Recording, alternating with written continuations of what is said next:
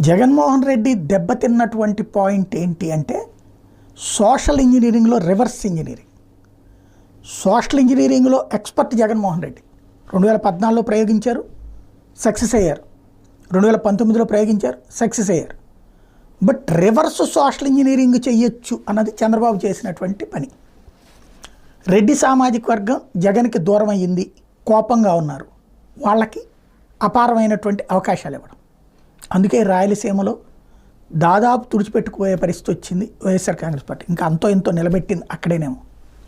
నెల్లూరు దెబ్బతిన్నది, పల్నాడు దెబ్బతిన్నది, ప్రకాశం జిల్లా దెబ్బతిన్నది.